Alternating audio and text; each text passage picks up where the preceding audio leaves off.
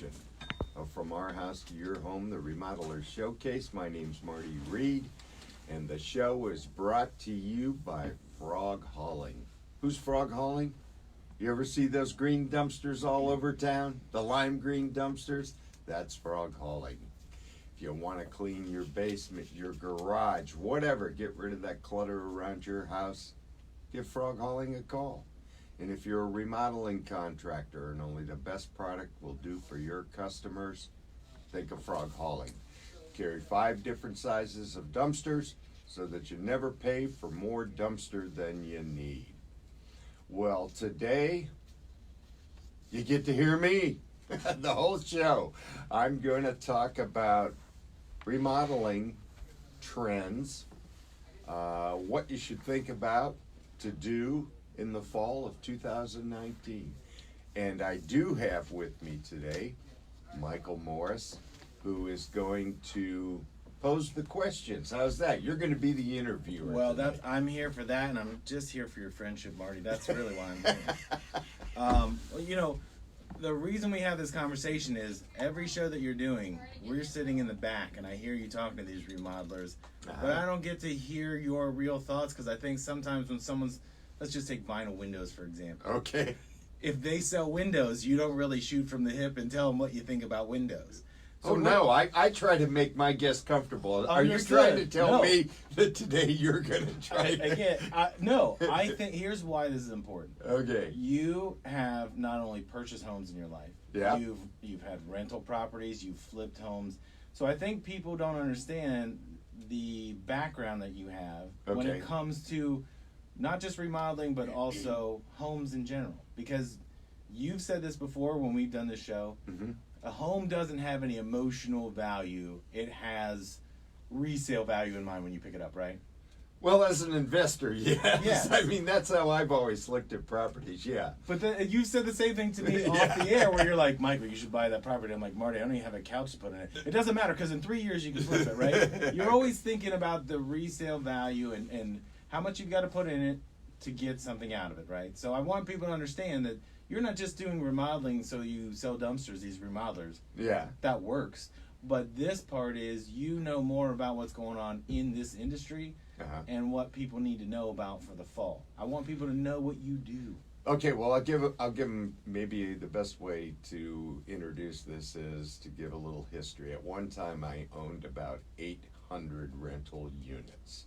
So when Mike says I kind of view homes as a commodity or apartment complexes, what have you, I mean, that was kind of my mindset for a lot of years. I did it for probably over 20 years, and I don't do it anymore. I'm now totally devoted to the dumpster business, but I've always stayed in touch with it, of course, because of this radio show. From Our House to Your Home, we bring on remodelers and we bring on the product suppliers, and we try to bring people from, that all different specialties. Right. It could be the window guy, it could be the kitchen guy, it could be the roofer, you name it, the room addition guy. And so it's kept me in contact with that industry. And then the other thing I would say is I was on the board of the National Association of Remodelers, the Columbus chapter here for about 5 years, and of course that kept me in contact with the industry. Right. So that's kind of the background. So hopefully when I talk about some of this stuff, I still know what I'm talking about. How's that? But I think it's when you do a show like this and you've done it, you're almost at 200 shows at this point. I want people. Wow. I want people to understand that when you're doing this, the people we're bringing on are the best of the best. Yes. And I would say 95% of them are nary people. So when we're talking to these people, we are promoting their product, but you also know about the product. You're not going off of a piece of paper. Yeah, just because they tell me it's great doesn't mean I don't know about it. Right. Okay. So let's start with a couple of things. I want to get into, first let's go kitchens. Mm-hmm. When we've had you on our real estate show before, and we've talked about the real estate market as hot as it is right now. Mm-hmm. There are 2 ways to look at it. You've got the major kitchen remodel and the minor kitchen remodel. Mm-hmm. I want to get your take on this. Is it, with a market this hot, how much are you willing to go all in on a kitchen Because if you do a major one, in my opinion, I'm doing it for myself and my family. The minor things, whether I'm replacing countertops, whether I'm putting in, different appliances, that's minor is to get rid of it, major is to stay. But these are both looked at as two different things in fall for the hot trends in 2019. Well, I think you have to generalize, and you've stated it correctly. I'll go to the far extreme. If you find a house, good luck, like you used to be able to, that was an absolute bargain because of its condition, you could go in and do a major kitchen remodel, and you could get your money out of it. That's the exception to the rule. Kitchens today, bathrooms, room additions are things that people are going to do when they're going to stay in the property. And the more money that you spend on those projects, it's the longer you're going to stay in a project. For example, let's take somebody that's a newbie and they buy a house that they can afford and they plan to live there 3 to 5 years. They're not going to do the major kitchen remodel. They're going to do the middle of the road remodel because it helps with resale value.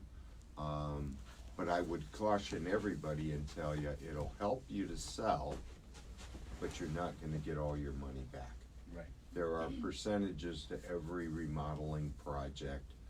If I do a front door, I'm going to get this much back. If I do a roof, I'm going to get this much back. So you just have to kind of, when if you're planning on a 3 to 5 year, I'm going to live in that house, you got to take, what's the purchase price? What am I going to put into it? What are my selling costs at the end? Because you're going to pay more than likely a realtor. What's my total investment in the property? And that can kind of dictate, I guess, what you're going to spend on each project. Let me ask you this. So, let's say we use Todd Schmidt, for example. Good buddy of ours, Renovations Unlimited, member of NARI, former president, outstanding remodeling company. And an outstanding guy. Yes. So, when you talk to Todd Schmidt, Mm-hmm. I think one of his questions is going to be, if we're doing your kitchen, Mm-hmm. number one, I know he's going to want to know, how long are you staying here, right? Mm-hmm. So if this is something that's going to be permanent and I'm going to stay for another 7 to 10 years or whatever, what does the consumer need to be asking that remodeler if it's, I'm going to upgrade this and my thought is to flip it or sell it, because budget is a big deal. If kitchen remodels can get astronomical, or they can be rather simple. It's tile, backsplash, and move on. What is your opinion when you're talking to a remodeler? If I'm the consumer, what are the things I need to ask them so that I know what kind of project I'm getting into? And you want me to purchase from an investment standpoint? I think that's what you're talking about. I kind of like it both ways, but investment straight out, because let's take the emotional part out of it. If I'm going to sell, I can't get attached to it. I can't even get attached to the design of what I'm doing. But if I'm going to Todd, I have to have a game plan. I can't say, well, I don't know, Todd, whatever you think is good. You've got to have a game plan. So my game plan is, I'm selling this house in 12 months. What are the questions I need to ask Todd about a kitchen remodel? Well, I think the first thing you need to do is you need to talk to him about, show me some of the projects that you've done, and you cannot be afraid to ask them, or at least go into it and say, we have a budget of this. Now, here's the reason why. All remodelers are different. They all service different niches in the marketplace. There are remodelers that you can go to and say, I just want to do this and it's $25,000. Well, that remodeler might be the remodeler that only does high-end kitchens, and he has... And that might be below his floor, right? And so he might touch it. Yes. So for anyone that's thinking of remodeling, one of the things that they tend to hold off on is going to be talking about budget. I think it's one of the most important things that you need to talk about. Now, that is not to say that just because you have a limited budget, you're not going to find a good remodeler. They all have niches, and they all deal in a range of remodeling pricing. They're like any other business. Every business has an overhead, right? And for them to be profitable, they have to do a certain dollar value in a project. And so that eliminates real quick. You mentioned Todd Schmidt. Todd Schmidt may not be the best remodeler for you simply because he has in his pipeline too many high-end projects. Well, if the high-end project is gonna make him more profit, that's where he's gonna go. He's a businessman. It's not that he doesn't like you, it's you just don't fit into his niche. So I think that's one of the most important things you have to talk about. Now, if we get out of the investment side, then you start asking the questions, personal questions about the remodeler, how he operates, how he communicates, that sort of thing. Because if you're not going to get along with a remodeler, you don't think that you're going to work well, and you decided to go with them strictly for price, most of the time you're going to be disappointed. Right. So I was going to ask you about price, because you do hear, especially in the fall when it's getting close to that time where they can't do a lot of outdoor projects. You'll hear a lot of people call us now and get 30% off or do that. It's almost like they're just trying to fill that funnel back up. Yeah. How do you feel when you hear a remodeler talk about that? Because it seems to me, in our experience, and you're a lot more experienced than I am, but when I was in NARI, the best guys, if you had to wait 6 to 8 weeks, sometimes up to 14 weeks, you waited. Because that's how good they were, that's how in demand they were, and you could see their work. If somebody can get to you and say, I can be out there next Monday, is that a concern for you? In today's remodeling economy, anybody that can get to you next Monday, lock your doors and run. Okay. I just wanted you to say. I wanted to say it out loud because we've talked about this just in general about somebody like, yeah, this guy said he can come out like today. That's not a good sign. You want somebody that's accredited, but you want to make sure that you can see their work, and also they should come with some kind of referral for you. Well, let's put it this way. There are economic forecasters. Harvard, as an example, Harvard University studies the remodeling industry and puts out reports. Hanley Woods is another one that's specific to the remodeling industry. And this is by far, and has been for probably 5 years, the best market for remodeling that's ever existed in the United States. And the projections are, they'll go out so far the next 3 years. The dollar volume spent on remodeling is going to continue to increase. And so you take that into consideration, and one of the things that you have to ask yourself, if that in fact is the marketplace, and a guy says, I can come out tomorrow, I mean, common sense would tell you. What I find is that in the current environment, you're looking typically at a minimum of, I can start talking to you in 3 months. Right. It's that hot of a market. So, and of course, we only bring on who I consider to be the reputable best of the best in Columbus. I know for a fact that it's 3 to 6 months on some projects before they can even talk about getting started. Well, it's hard to get them on this show to talk to you for half an hour. Yeah, they're too busy. Yeah, right now. But during January, they're all sitting around. Well, not even. See, that's a fallacy too. The only reason that they slow down around the January-December time frame, the outdoor stuff. It's the holidays, and people don't want their house totally torn up, but they're busy. They're busy 12 months out of the year now. Okay, we got to take a break here, and when we get back, ask me about some different kind of products, because that's what we told the people we were going to talk about, and I'll kind of give you can give kind of some payback percentages, and we'll go from there. Yeah. Okay, so stay tuned, folks.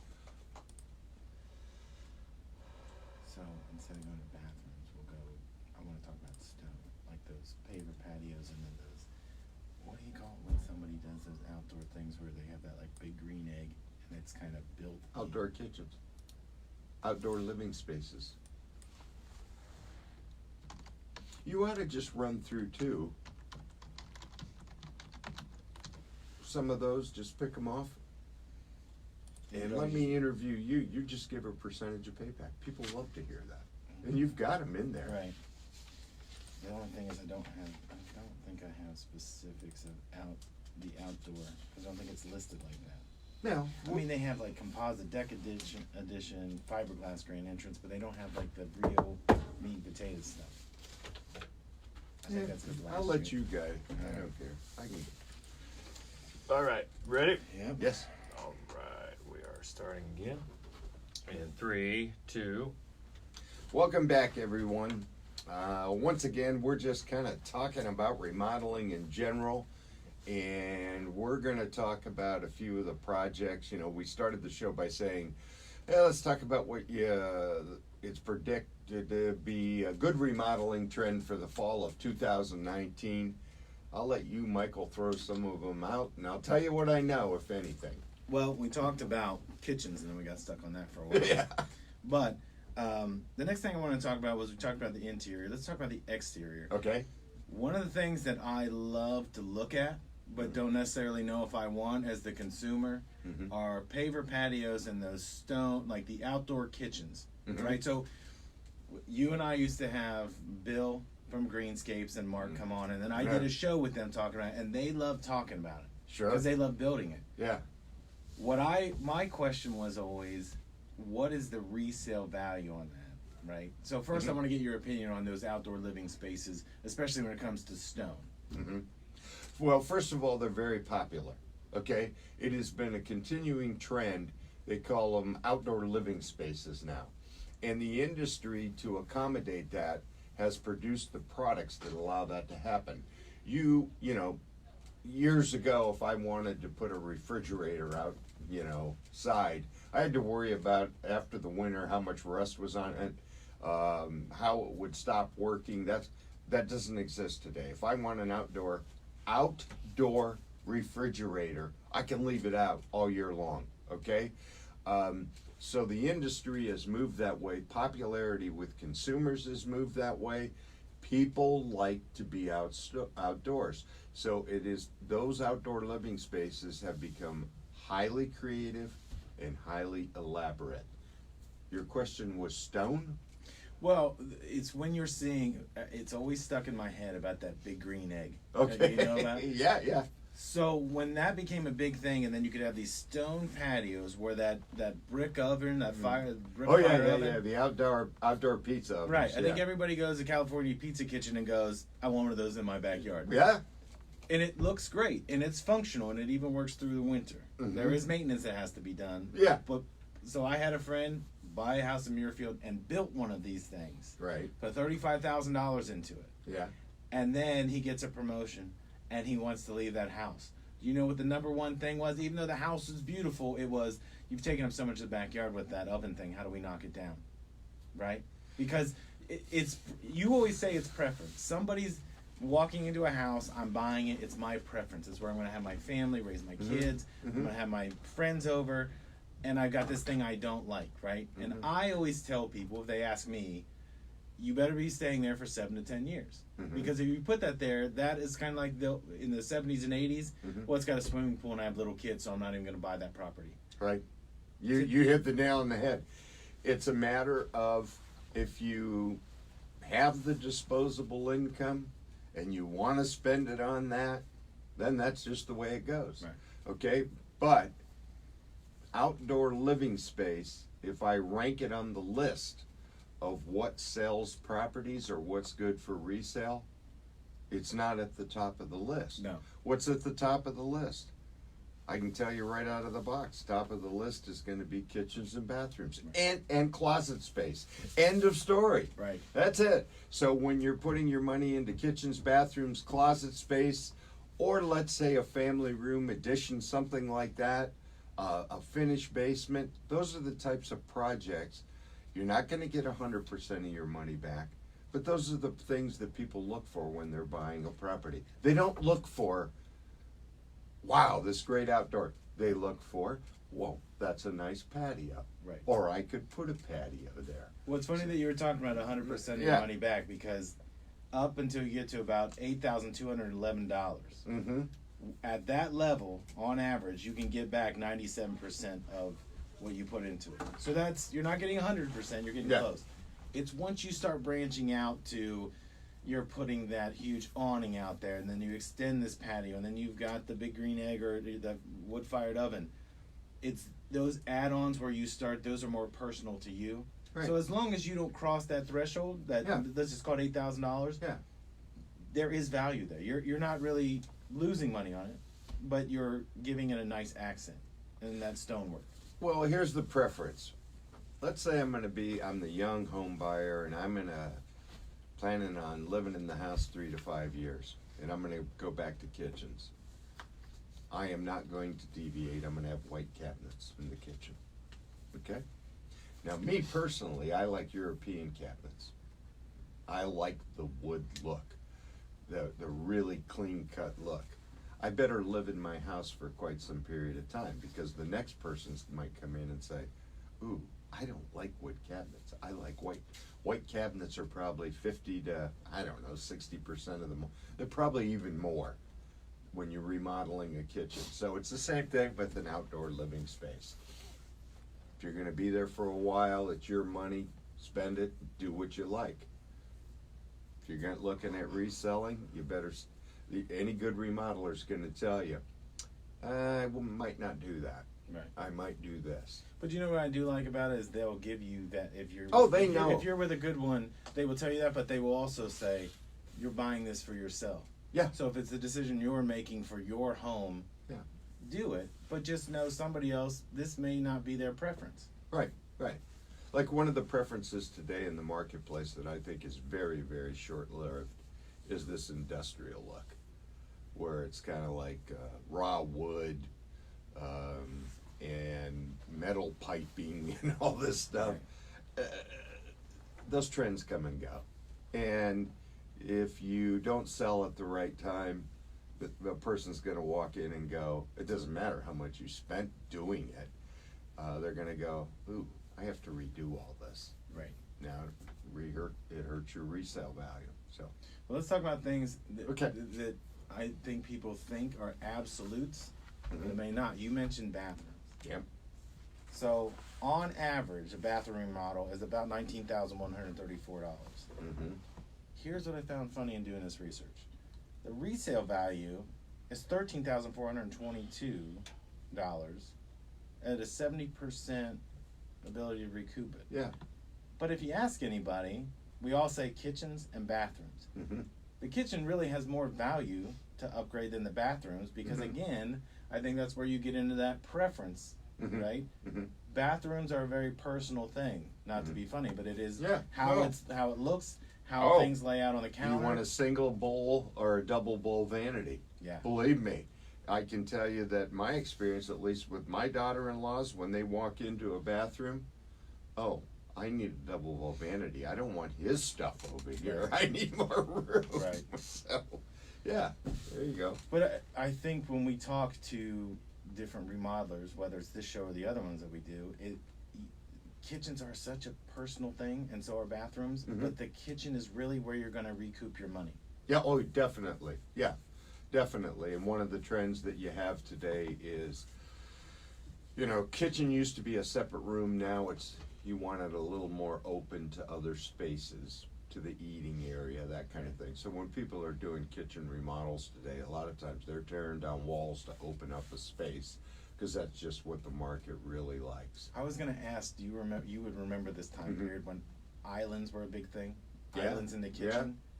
And so you'd have an island in the kitchen, you'd still have a wall separating other rooms. Mhm. And now it seems like all these trends are very open, even workspaces. Yeah. You see these open office environments. The least amount of the hassle to get from one place to another, it seems to be kitchens are that way too. Yeah. But it kind of takes away some Well, of that. people have turned to family entertaining, and they like the entertaining opportunity, and it's just how society is right now. Why they like the more open spaces. But how do you feel about it when you walk in? Because you have been house hunting with your son Mm-hmm. in the last few months. When you see these layouts, Mm-hmm. you probably can recognize what era it's from. First of all, Oh yeah. whether it's a '90s, 2000s, Right. That not just the decor but the layout of the room. Yeah. Do you personally miss the kind of old school feel where rooms were kind of blocked off from each other, and they had extra seating and that? Remember the breakfast nook was a big deal.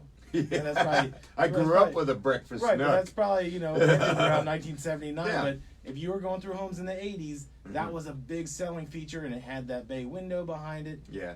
Those have all gone away. It's everything is open concept now. Even in a traditional layout of a home, you call it the up and down colonial type of home. The back of the home is going to be typically kitchen, eating area, family room. Right. It's kind of all laid out on the back of the house. I mean, my personal preference is I would say contemporary in what I like. I like things very clean and minimalist. So I have a basement and a rec room where I can be a junk man and put all the other stuff. I think that people are thinking you have the Sanford and Son thing going on in your basement. You have a very nice downstairs. Okay. But let's talk about another thing: wood windows, vinyl windows. Mm-hmm. You and I've had this conversation off the air because we know a lot of people in Yeah. the window industry, and actually we interviewed somebody on this show that was doing vinyl windows. Yep. I want you to tell people your preference and why. Because here's the thing: on both wood windows, you technically you can't recoup. You can only recoup up to 70% of the value. Okay. Vinyl windows is a little closer, but at the end of the day, it's more about look, Mm-hmm. right? Because vinyl windows, they'll say, will last longer, it'll hold their value, blah, blah, blah, blah, blah. And that's fine, that's true. Mm-hmm. But if it comes to the aesthetic part of it, the wood is probably the way most people would choose to go. No. No, you don't think so? No, not anymore. Used to be that way. I would say about 15 years ago, 20 years ago, people loved the idea of getting a clad wood window. And what I mean by clad, it was on the outside of the window, it was wrapped in aluminum, vinyl for maintenance purposes. And woodwork, we went through the period in the 80s where all woodwork was stained woodwork, Right. and that was the upgrade. Well, what's happened now is white woodwork is much, much more popular because it goes along with the open spaces and the airy kind of feel. And vinyl windows have taken over the marketplace. And the reason vinyl windows have taken over the marketplace is they're so easy. They're from You mean the maintenance? the maintenance perspective. They're just, not that wood windows aren't, but they're just, and if you prefer the wood look, you can actually get vinyl wood windows that have a wood grain look to them. So I think part of it is pricing of vinyl windows is going to be a little less than the wood replacement windows, but people just, they have no problem with putting vinyl windows in. As a matter of fact, when I was out house hunting with my son, one of my first things is I look at a house, and if the windows haven't been upgraded, it's a no-no. Right. It's that you're going to spend for an average house probably in the neighborhood, what, 10 to 15,000 to replace windows. Wood windows on average, Mhm. and again, it's just compiled average, is 19,000. The Mhm. resale value of those windows is $13,462. If you go vinyl, it's 15,000, but the resale value is 11,855. Yeah. So, but that's why I was saying I think a lot of people are going to go that route and pick vinyl because it's easier. Yeah, and it's something that the one good thing about windows is there are two payback factors. One, your factor is what's the resale value. Second factor is what's your energy saving cost. Right. And so you get double the payback on a project like that. Okay, as usual, we don't have enough time. We could make this a 5-week series. I would like to bring it back, in a few weeks because we've We got could- some guests lined up. But Yeah. I always like to get your perspective on this stuff.